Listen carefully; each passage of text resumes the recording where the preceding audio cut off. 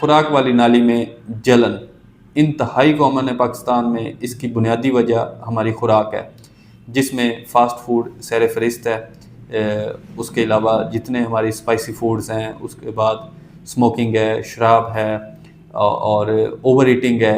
ये सारी जो चीज़ें हैं ये हमारे मैदे के ऊपर जो है, जहाँ पे खुराक वाली नाली और मैदा जो है आपस में मिलते हैं, उसके ऊपर एक वॉल होता है, उसको ये कमज़ोर कर देते हैं, जिसकी वजह से जब हम लेटते हैं या ज़्यादा खाना खाते हैं या कुछ स्पाइसी खाते हैं तो हमें ऊपर जलन महसूस होती है। इसके लिए हम जो सिरप है वो गैविस्कॉन का सिरप देते हैं। गैविस्कॉन एडवांस है, लेजिटा एडवांस है।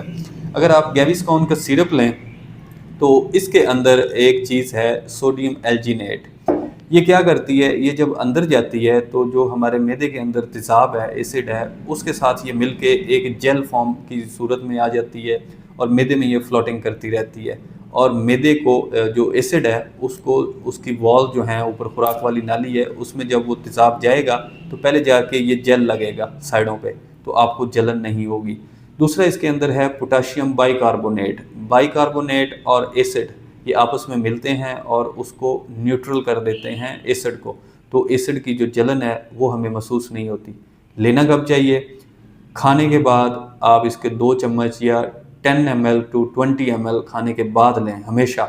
और रात सोते हुए लाजमी जो है वो आप इसकी डोज लें, तो आपकी जो जलन है वो within few days to few weeks जो है वो ख़त्म हो जाएगी। शुक्रिया।